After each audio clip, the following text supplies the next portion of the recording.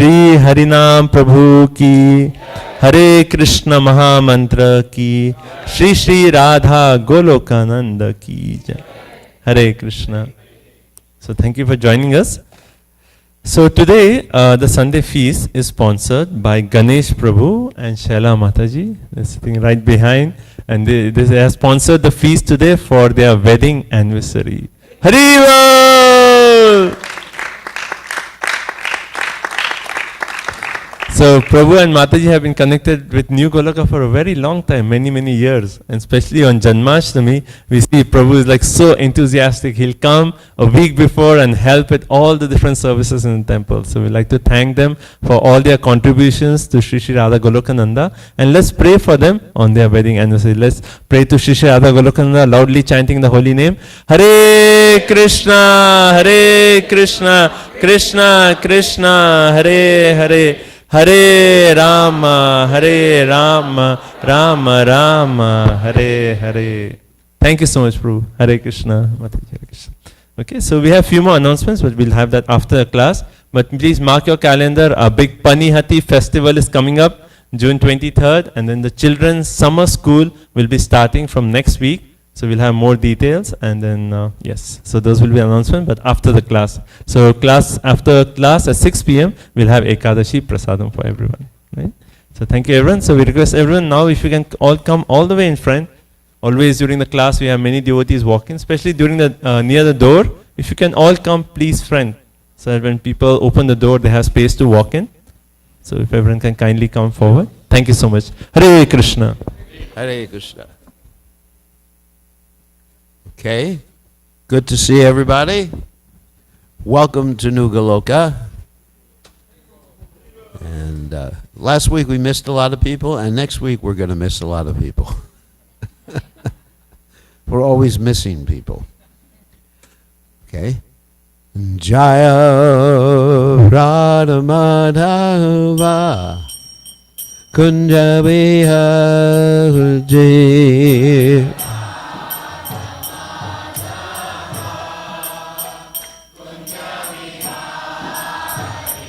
Jaya Radha Madhava Kunja Bihari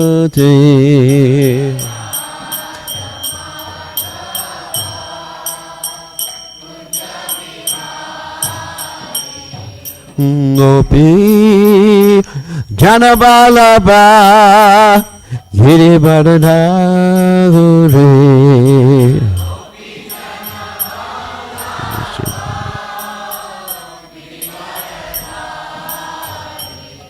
Gopi Janabalabha Giribharadhari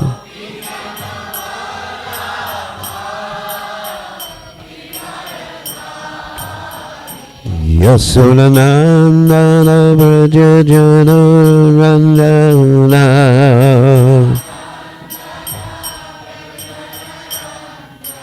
Yasodanandana Vrajajana Ranjana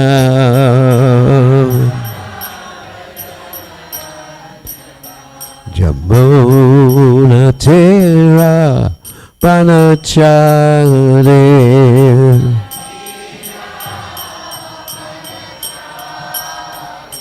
Yamuna Tera Panachare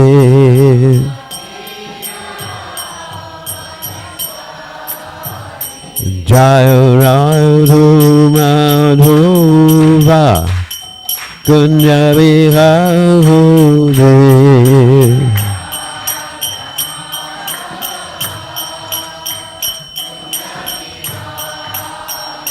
Jaya Radha Madhava Kunja Bihari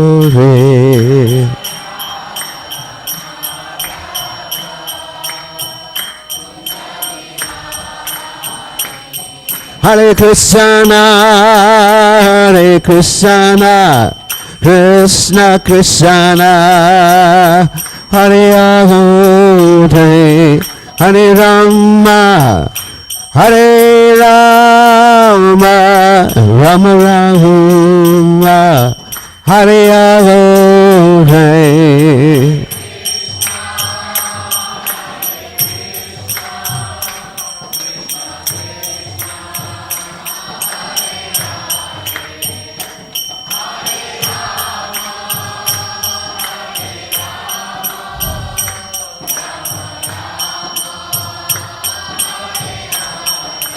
Hare Krishna, Hare Krishna, Krishna Krishna, Hare Hare, Hare Rama, Hare Rama, Rama Rama, Hare Hare.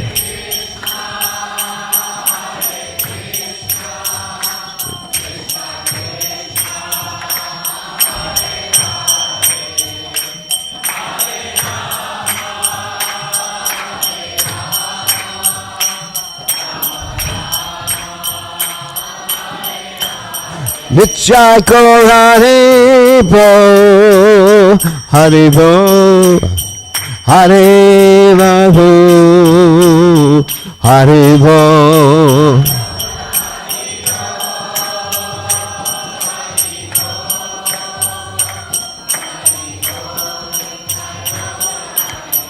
Jaya Jaya Prabhupada, Prabhupada, Prabhupada, Prabhupada.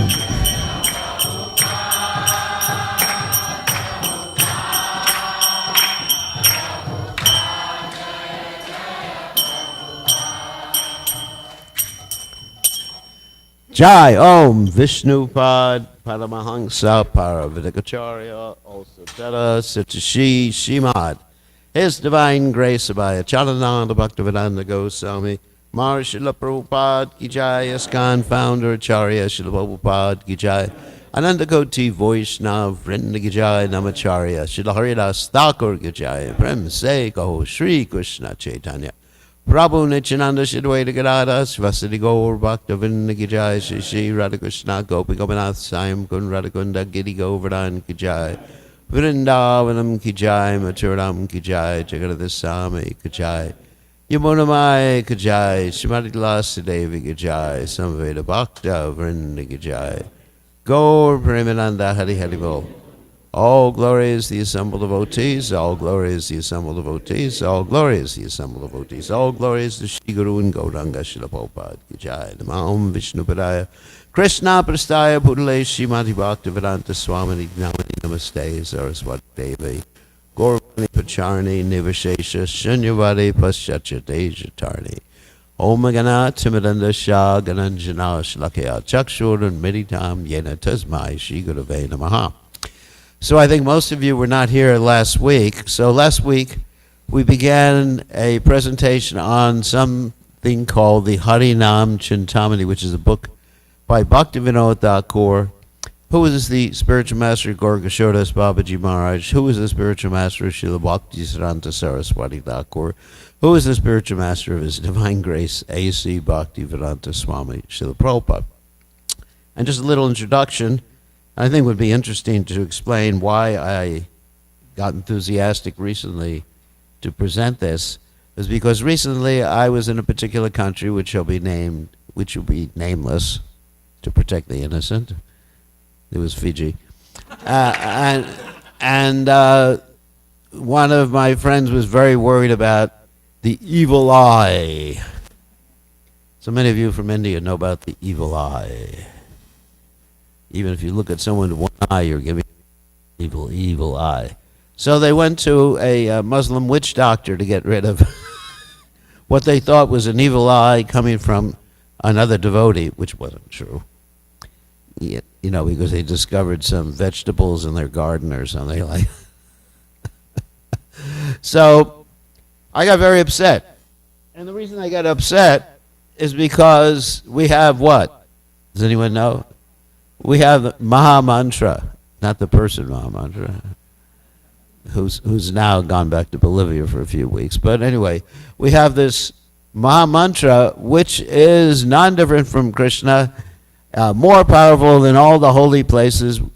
And as Bhaktivinoda Thakur quotes this verse, Namachintamani Krishna's Chaitanya Rasa Vigraha Purnashuddha Nityamukto Vinatwam Namanamino. It's non-different from Krishna. It's eternally pure.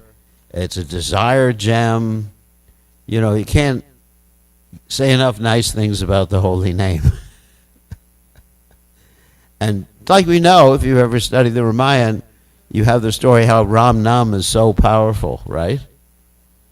And Hanuman is always absorbed in Ram Nam, and that's what gives him the power. And even Lord Shiva and Parvati, they're chanting Ram Nam. So, and we chant Ram and Krishna and Hare. Of course, Hare refers to Radharani, and Krishna refers to Krishna. That was easy. And Ram to Ram, to Lord Ram, Balaram, and Radha Raman. Very nice. And all these three words in the Mahamantra are in the vocative case, which means they're calling out. It's like saying, "Oh Krishna, oh Radha, oh Ram." And so anyone who calls for Ram, Krishna, or Radha gets their mercy.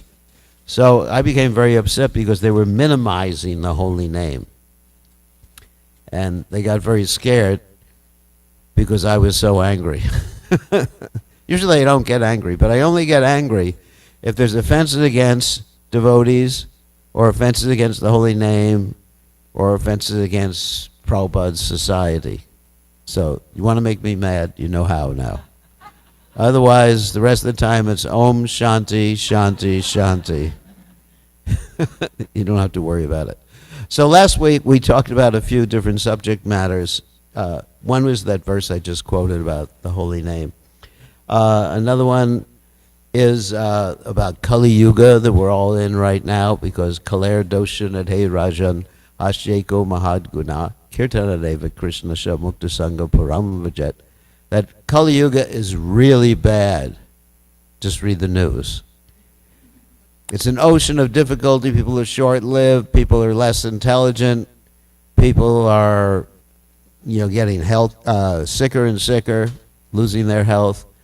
And basically, there's only one solution, which is actually makes Kali Yuga a good place, or good time. Ashyeko Mahad Gunat Kirtanadaiva Krishna Shak. By chanting Krishna's name, then you Mukta Sangha Paramvajet. You can get Krishna consciousness and go back to home, back to Godhead, simply by doing that.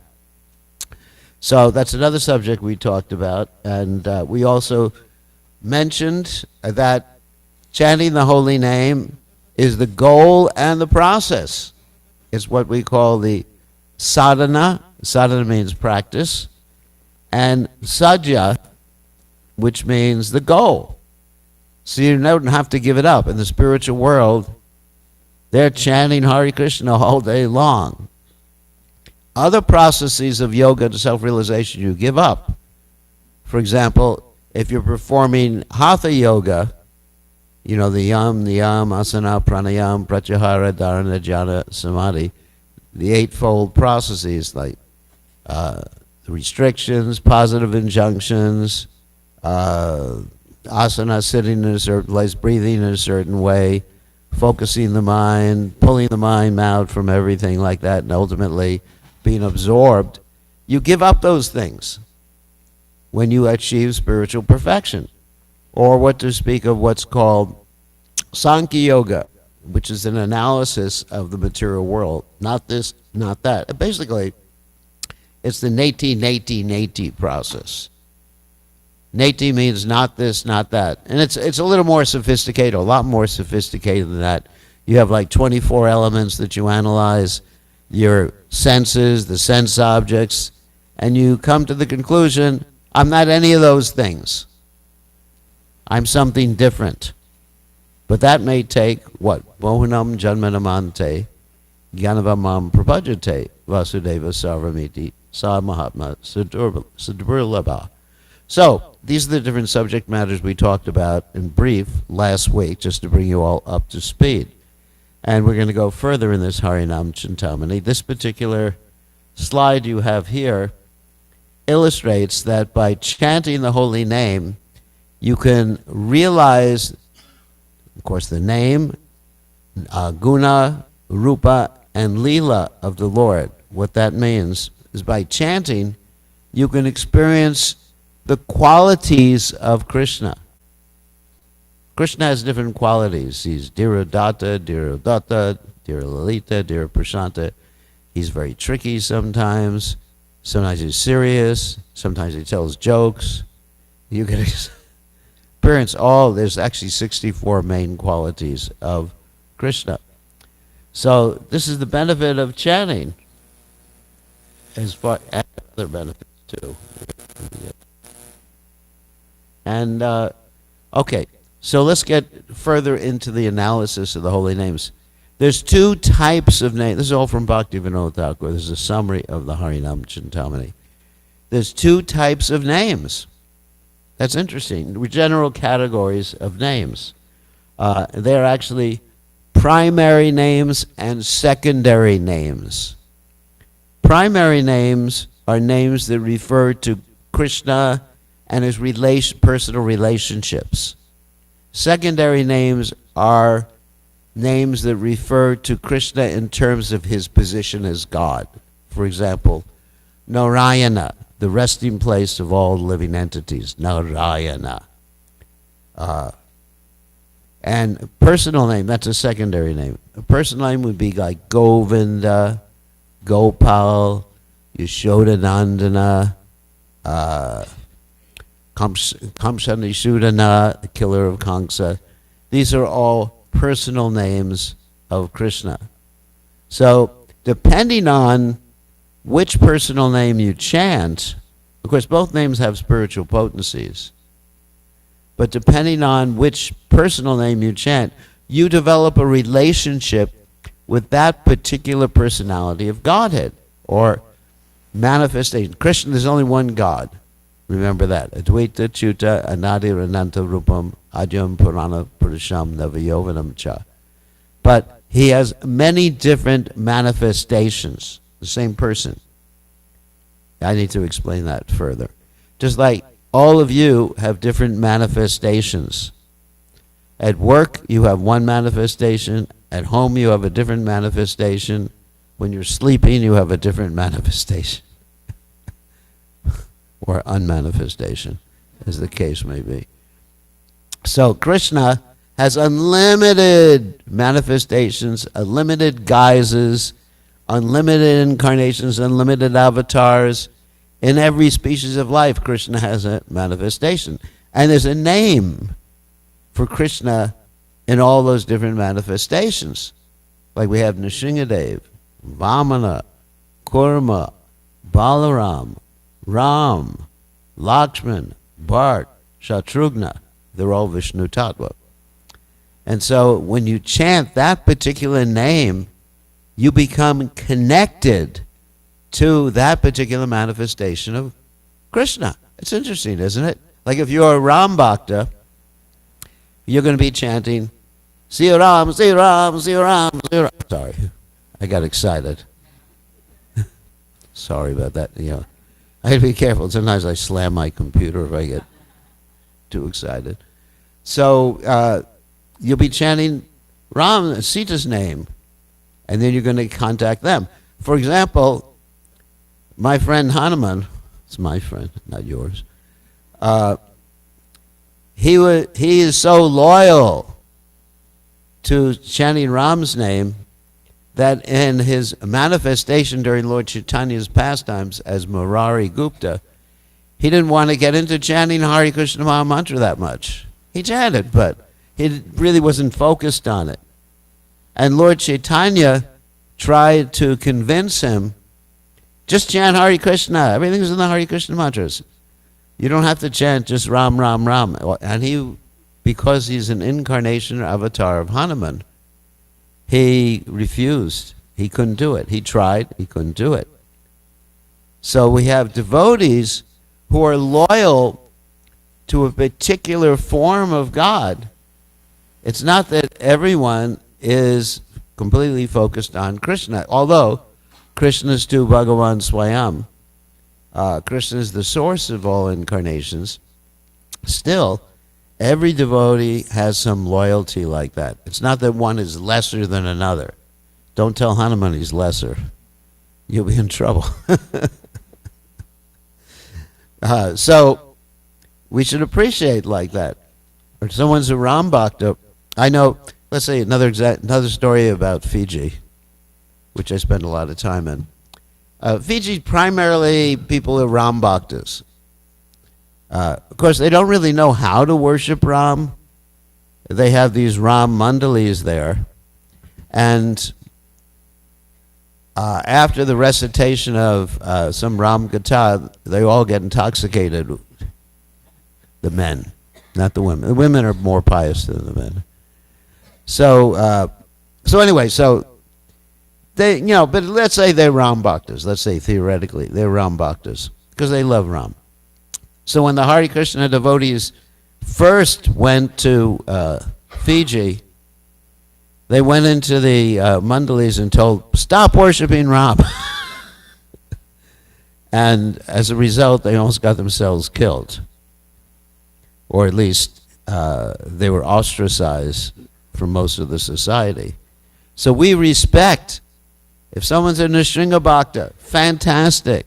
Ram Bhakta, fantastic. Or even in other religions, if they happen to be a Bhakta following the rules and regulations, that's fantastic. Like Prabhupada one time visited a monastery where there were vegetarians and they were worshiping and very serious. And Prabhupada very much appreciated. He wrote in their book there, he says, very, very spiritual here. So we appreciate all religions. We're not sectarian. And especially we appreciate anyone worshiping any form of the Supreme Personality of Godhead. So the type of name, direct or primary or secondary, is important. And then also amongst the primary names, it's important which name you chant. I mean, even if you go, sometimes you go to Vrindavan and you find people just chanting Radharani's name. I mean, do we criticize? No. That's wonderful, because they're chanting Radharani's name to assist Radharani in serving the Supreme Personality of Godhead. I remember there's one devotee who was chanting all the time, Radhe, Radhe, Radhe, Radhe, Radhe, Radhe. It's wonderful. So we appreciate, we're broad-minded. We're not closed-minded. But we want people to chant primary names of God. But if they don't, secondary names of God, Our Father who art in heaven, that's fine. It's the beginning. It's not a personal relationship. It's a relationship of awe and reverence in something at best like Shanta Ras, which is all right if they follow what God wants. If they follow their commandments, such as not eating meat.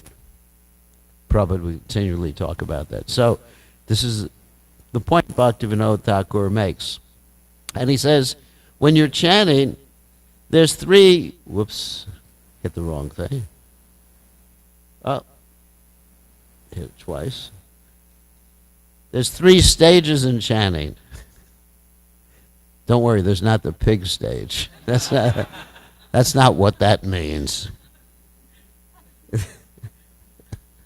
There's the first one is on the left is the offensive stage. When one is committing offenses and not trying to get rid of committing offenses. You know, 10 offenses, which we'll go over in a few minutes. The second stage, which has a bore there, means, acts in reference to an example Bhaktivinoda Thakur makes in the Harinam Chintamani. He says that that's Namabas chanting. Namabas means, in this particular case with the boar, once upon a time there was a Muslim who was being attacked by a boar, and he chanted Haram, Haram, Haram, horrible, how horrible, like that. So there's different types of Namabas chanting. And of course, you see Srila Prabhupada there. Obviously, that means pure chanting. And we know when someone like Srila Prabhupada is around, even if you see them, you want to chant. That's the symptom of a great devotee. Just by seeing them, being in their presence, automatically, Hare Krishna, Krishna Krishna, Hare Hare, Hare Rama, Rama Rama, Hare Hare. Whoops, we went backwards. Sorry about that. So now we're going to talk about Namabas, the second stage of chanting. So Namabas, basically the name or the word Namabas means something indistinct. Something indistinct or a shadow or a reflection. And that's what you see there, shadow or reflection. Srila Prabhupada stated here, if Namabas contaminated chanting, the holy name is so powerful, then what of those devotees who are chanting the pure name? Because by Namabas, it destroys all sinful reactions. We gave a class on this the other day at the temple, in the morning class. The Kuta, Bija, Aparada, Parabda, all the different types of sin. A Kuta means the inclination to do something bad. Then the Bija means the seed of desire. And then there's the actual action itself. Then there's the reaction you haven't gotten yet, just coming around the corner. And then there's the Parabda. That means the reaction you have now. And incidentally, it's really interesting. All of us are walking around with bodies that were coming from our previous karma. Now, if you're chanting seriously, you don't have any more karma. Your body is not karmic. Because Brahmarpanam Brahmahavir Brahmagno Brahmanohutam Brahmatena Gantavyam Brahma Karma Samadhanam, as Krishna states in the Gita. That when you're using your body to serve Krishna, your body is no longer karmic, but it still is evidence of your past karma. It's not parabdha anymore, but it's still evidence of what you did in the past. Just like if you have some sickness, like diabetes or something like that, or you had an accident, some truck hits you or something like that. Or what else? Oh, legal problems. Or you happen to be challenged in the beauty department. I didn't want to use the U word, because that would offend people. So these are all evidences of past, but none of them are impediments to becoming Krishna conscious. Or if you have a low birth, none of this is an impediment, because simply by chanting the holy name, even Namabas, meaning something else, joking, we're going to hear about this in a minute. Let me go to the next slide because that explains it. Sins are destroyed, liberation, Kali's effects are gone, ghosts and demons, there's your evil eye right there. Ooh. One time, one of my godbrothers in India, I was rubbing my eye and then looking with one eye by accident, and he started to shake. He said, "You're giving me the evil eye." So what did I do? I covered my eye again. I kept staring at him. If you think this is going to be the evil eye, you're in trouble. So simply by chanting Namabas accidentally, meaning something else, even making fun, oh, that Krishna, he's such a rascal. Even if you happen to be Mr. Shishupal. You know, Shishupal, he sort of lost his head, literally and figuratively. Still, you don't even have to worry about your horror scope. Your horror scope. I said that. Oh, Rahu. Just like the famous story about Rahu went to Hanuman. I love Hanuman. So Rahu went to Hanuman and he said, "It's your time." Oh, Shani. Sorry, it was Shani, not Rahu. Shani went to Hanuman and said, "It's your time." And Hanuman said, "Sit on my head." And then Hanuman he was serving Lord Ram, he took a big boulder and he crushed Shani, and then that was it. He said, "Okay, finished." So everybody's worried about their Saturn period. I'm going through my Saturn period, Prabhu. Don't talk to me right now. For the next few years, my whole life will be unfortunate. And there's something called a self-fulfilling prophecy, where if you really believe something, you sort of make it happen. If you were to hear, you're supposed to have a car accident today, so subconsciously you may do something to cause a car accident. But if you chant Hare Krishna, you don't have to worry about anything. I mean, my astrologer, or several astrologers, said I was supposed to die when I was 55. And I was counting down the days. I said, "Please chant to me now. It's time. Back to home, back to Godhead." But I didn't go back to home, back to Godhead. I woke up in Hillsborough.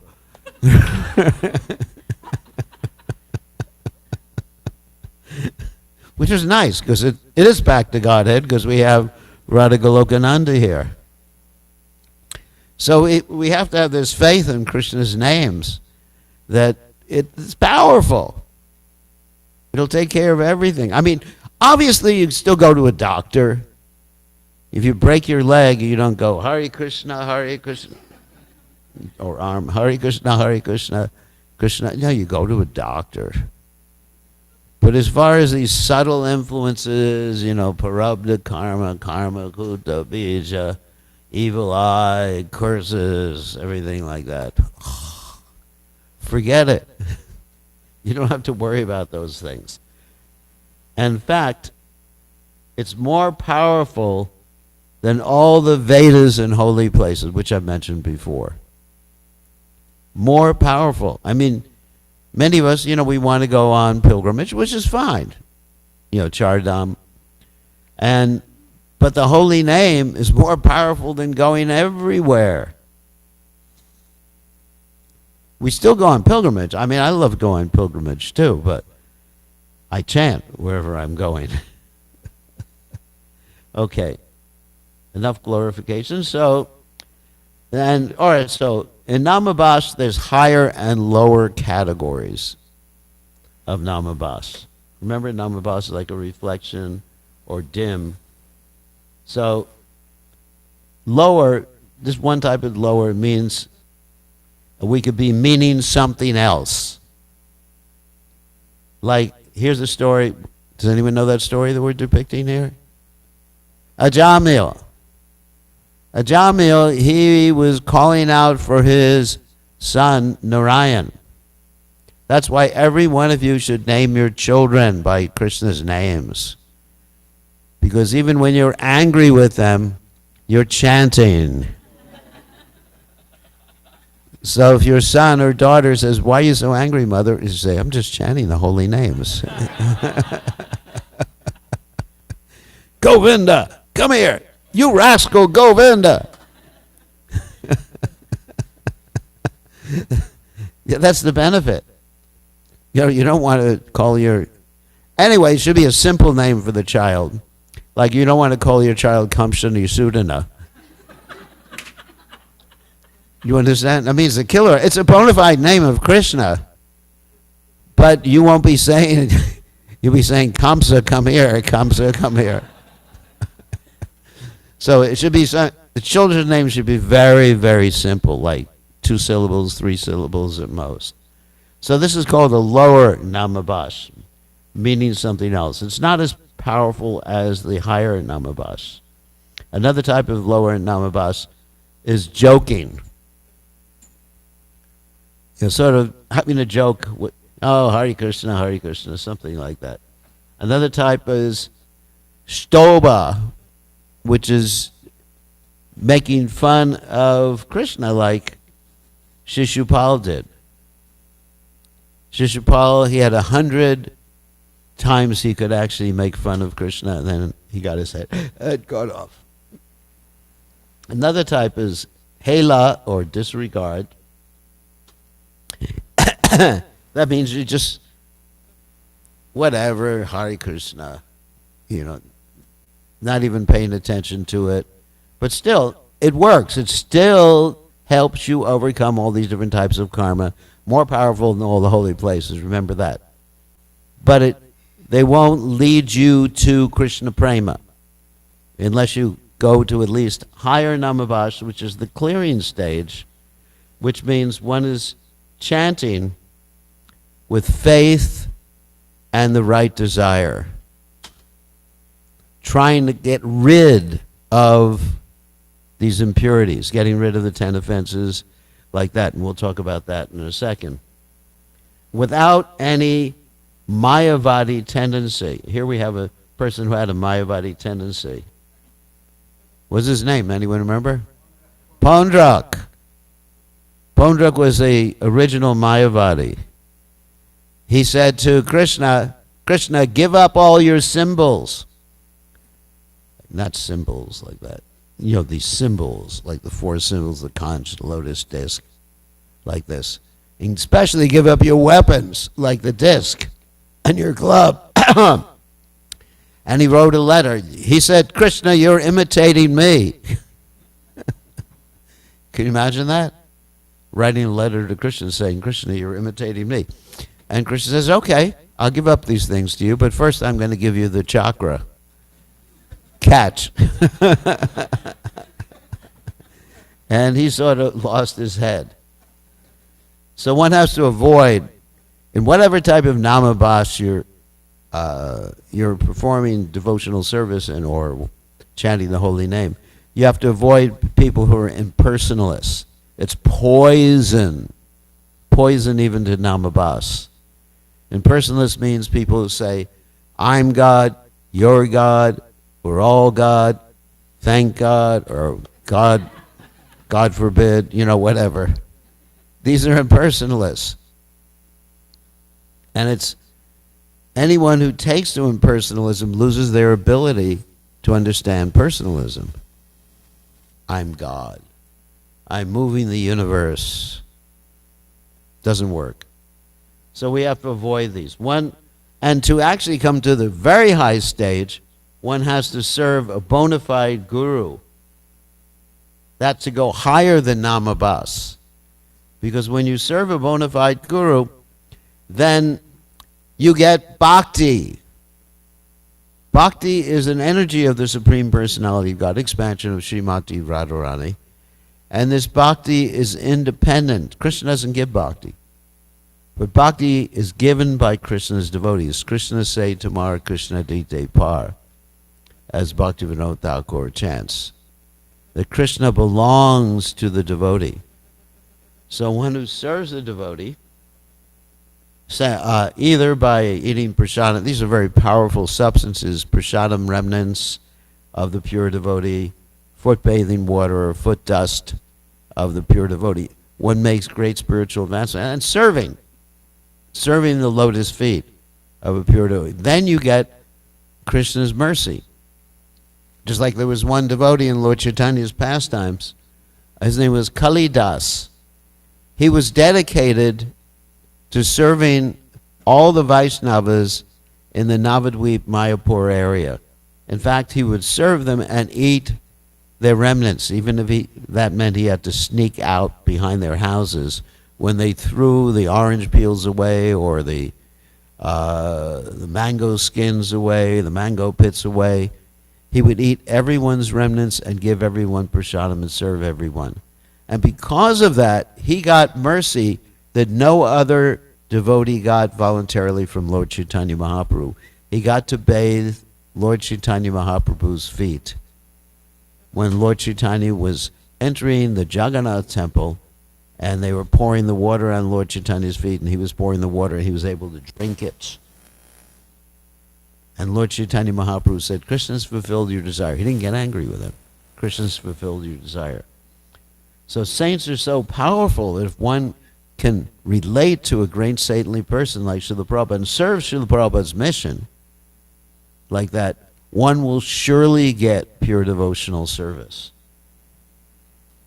Even, here's an example of Mugrari the hunter.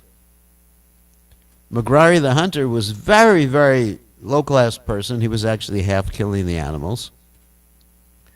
And he was stopped in doing that by Narada Muni and told about the karmic reaction that he would, not only told about, but shown the karmic reaction that he would have to suffer for killing the animals. And then he gave all that up and began to serve Narada Muni and serve his instructions, and became such a great saint that he wouldn't even step on ants, which is the picture you see there. So, very, very important, serving great devotees. And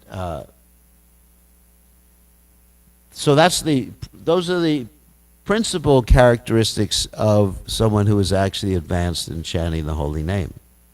Now there's marginal characteristics, which I'm not going to spend much time on. Marginal characteristics is one serves according to one's psychophysical nature in Varnashram. Okay, and now we're going to talk about offenses.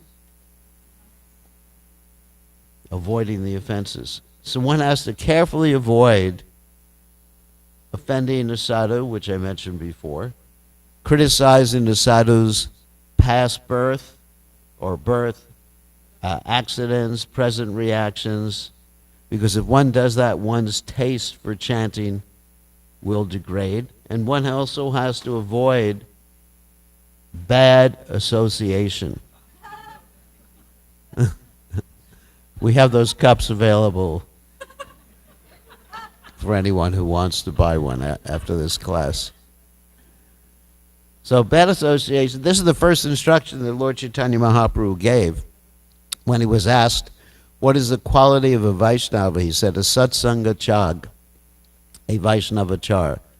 The first quality is one avoids bad association, especially the Mayavadis we mentioned before, or people who are materialistic. Of course, being practical in this world, we have to somehow or other associate with a lot of people who are bad association. So how do we do this? Like many of you are working jobs, and it's not that you can pick and choose, go to your boss and say, you're bad association, you're eating meat, you have an illicit affair, If you do that, you won't be able to hold a job for very long. So that means intimate, close association with others, like revealing the mind and confidence, taking advice from people. This is what's considered to be bad association. So these are very important points insofar as making spiritual advancement. And also learn to discriminate, be intelligent enough to discriminate the different types of Vaishnavas or non-Vaishnavas, whether one is on what stage of Namabas, whether one is a Kanishta Adhikari. Kanishta Adhikari means a new person who just worships the deity, and that's glorious, but doesn't believe that Krishna is in everyone's heart, it doesn't think that Krishna is in everyone's heart, and doesn't treat everyone properly. And a Majjhima Adhikari is someone who's chanting seriously, and so we associate with such a person and make friendship with such a person, and then understand who is an Uttama Adhikari, like Prabhupada. Uttama Adhikari means topmost devotee, one who sees Krishna premanjana churita bhakti vilochanena santakshadeva riyeshu vilokiyanti. One who sees Krishna all the time, who only engages in Krishna's service and brings you to the point of chanting, wanting to chant. And then ultimately we'll talk about 10 offenses, and then this is the last slide we'll do today. And then I have something I wanted to show everybody. So we have the other 9 offenses. We already talked about not offending the devotees of the Supreme Personality of Godhead. The other offenses are as follows. Can you see the arrow there? No, you can't. Probably can't see my cursor. So I'll just tell you what they are. The one on the left is consider the names of the demigods to be equal to or independent of the holy name of Lord Vishnu. Sounds like an initiation lecture. Next one is disobeying the order of the spiritual master. Next one is minimizing or criticizing the Vedic literatures or literatures in pursuance of the Vedic version. Next one is thinking coming up with some speculative meaning of the holy name of the Lord. Next one, thinking the glories of the holy name or imagination. Next one is speculating on a meaning, coming up with some crazy, perverted meaning of the holy name. Next one is committing sinful activities on the strength of chanting the holy name. Next one is, let's see, that was 7. 8 is considering the chanting of the holy name to be a ritualistic activity like karma kanda activities. 9th is to preach the glories of the Lord to the faithless. And 10th is to maintain material attachments. Those are the hands at the bottom. Maintain material attachments. So these are things to be avoided if we want to come to a higher stage, to be on the clearing platform, the clearing namabhas, the higher namabhas, so we can ultimately come to the stage of Krishna Prema.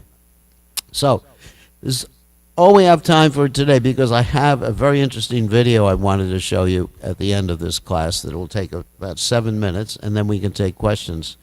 2 of my friends recently went on a preaching tour in China. And they took some videos, and I thought it would inspire you all to see the preaching that's going on in the Chinese Republic. Okay, let me just... Can you see that? Okay. Hopefully the sound will work. These are some chanting devotees. Oh, sound is not working. Oh, yeah.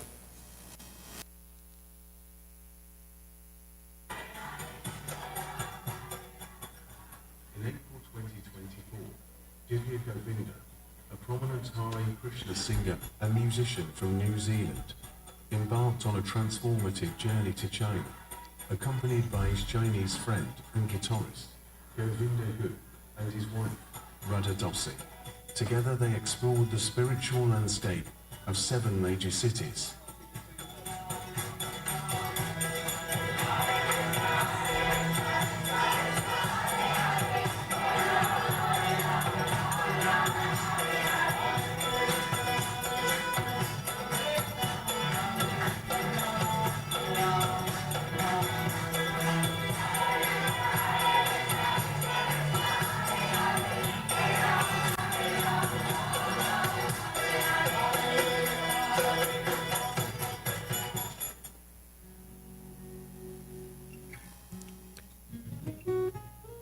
Can you see it all right? Or?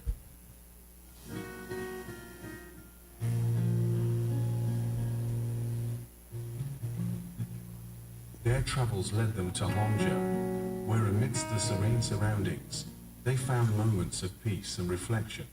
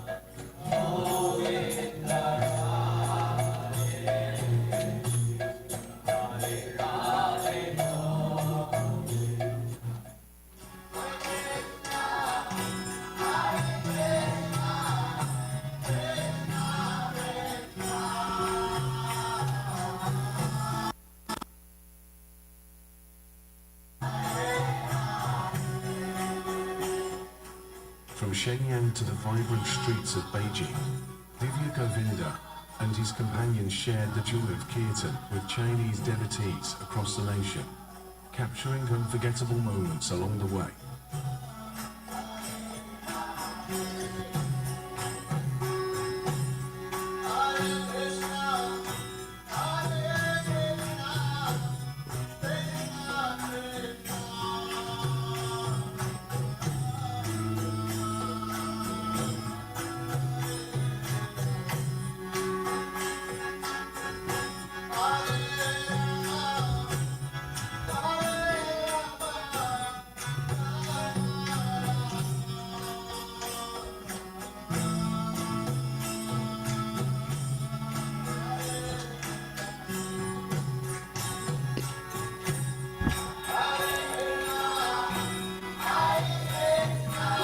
We have thousands of devotees in China. It's so inspiring to see. And all this has occurred actually in the last 20 years.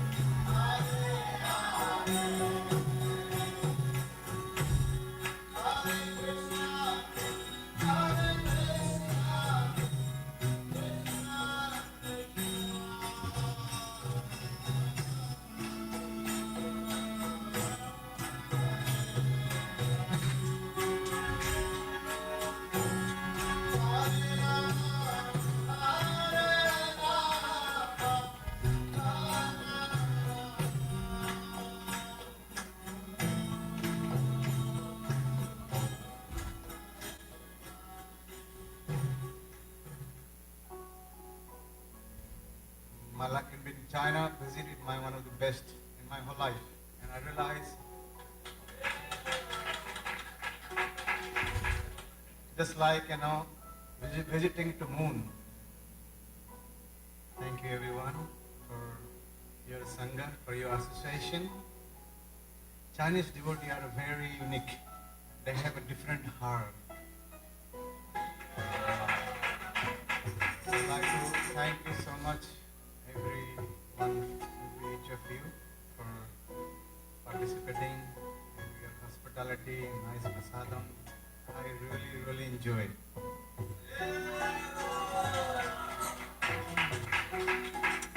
Sri Harinam Sankirtan ki Jai. Join us on this enchanting voyage of music, devotion. Okay.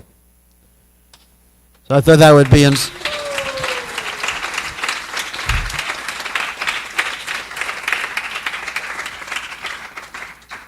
illustrates how we actually have a United Nations in the spiritual world. Your devotees in China, and this devotee sent me this video today, and he related to me that the final day they were there, they were in an apartment, and the police broke in. They discover them because a lot of this has to be done undercover in China. They broke in and took them all to jail. But they let them off just with the charge that they were staying in a place without registering themselves. But they took the deities. The police confiscated the deities, but they let them keep the camera, fortunately. That's why we have the videos here. So in such a difficult situation, devotees are preaching and making thousands and thousands of devotees. And these Chinese devotees are very, very sweet devotees. I met a number of them in India when I go there.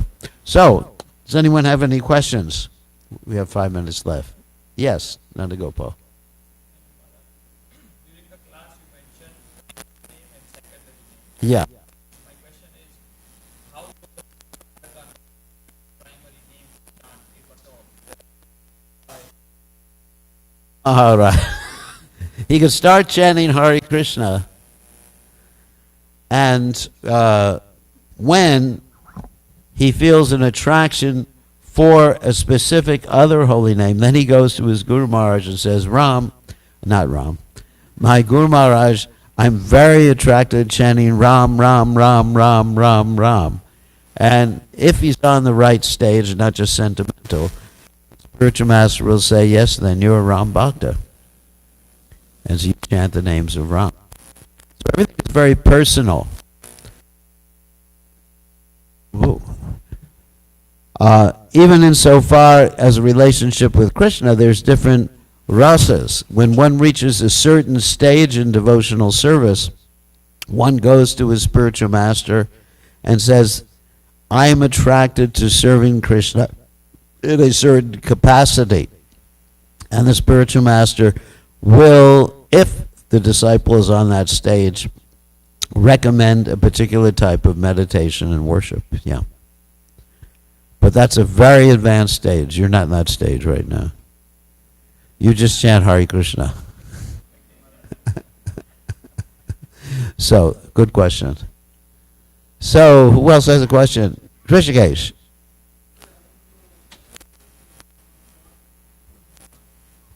Okay, Namaparad.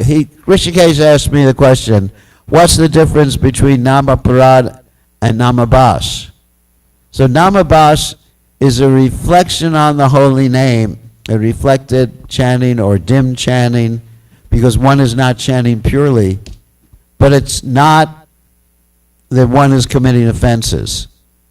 Or at least, if there's some remnants of offensive mentality left, one is trying to get rid of that offensive mentality.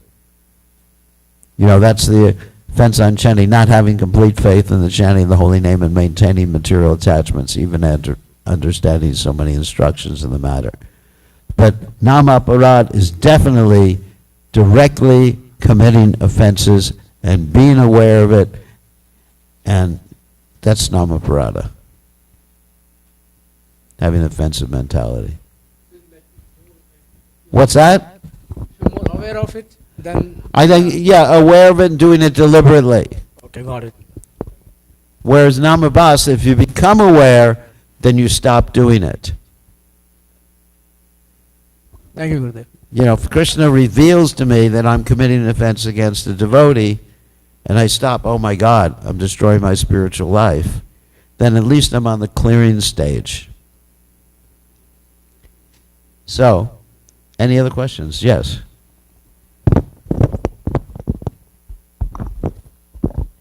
So earlier in class, you mentioned some things like, oh my God, is impersonalism. Impersonalism.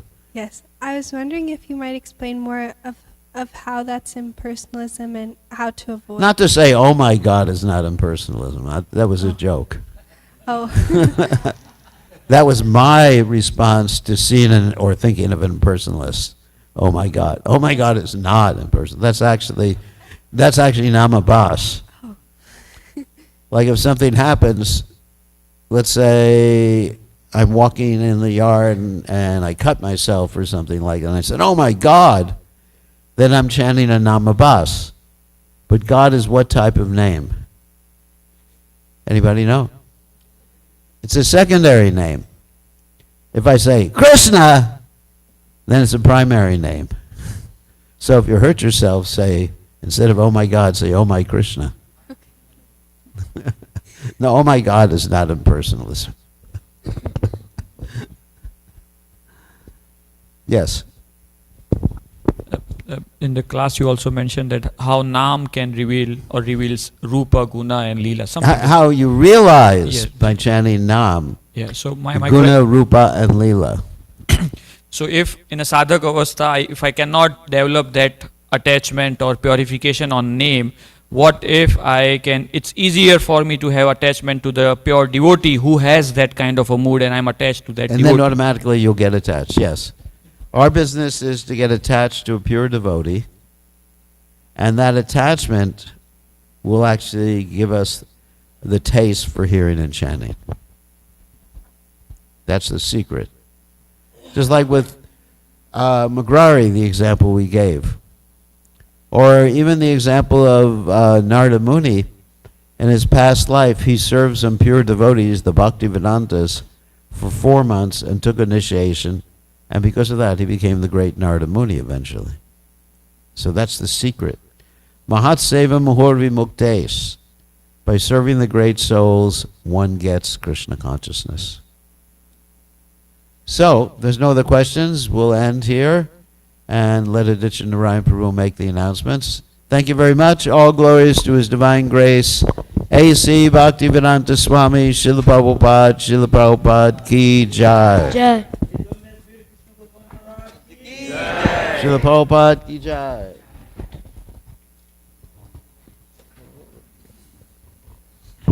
Hare Krishna. So thank you so much, Maharaj. Such a wonderful class, and this is something that we encourage everyone to chant the holy name, but to actually know the offenses, the different 3 steps of chanting, it's so enlightening. So we'd like to thank Maharaj for this wonderful, very powerful class on Harinam Prabhu. Prabhupada Ki Jai. Also, the video from China was so inspiring to see all those devotees having kirtan and dance and ecstasy. It is very, very inspiring. Thank you so much, Maharaj, for a very, very wonderful, enlightening session. His Holiness Bir Krishna Goswami Maharaj ki! Srila Prabhupada Ki Jai. So, can you just pass the sheet here? Right here. Yeah. Thank you. So, starting from next week, if many of you are aware, we have our Sunday school. And normally our Sunday school for children, we actually have a fall session and a spring session. But this time we are actually going to start, the BKG Academy is going to offer this Krishna Summer Sunday Children Activities. And there are going to be 2 batches for this. One is a boy summer Sunday classes, that's from age 10 and up. And it's going to be led by Sri Arjun Prabhu. There's going to be interactive discussions on Shastra, values in daily life. There's going to be physical exercises. So it's a very nice planned session. So ages 10 and up, you can actually register your boys for the first part. And the second is actually storytelling activities and library time. This is from ages 4 and up. And this will be led by Mother Neelambari. So this, both of these will be starting from next week.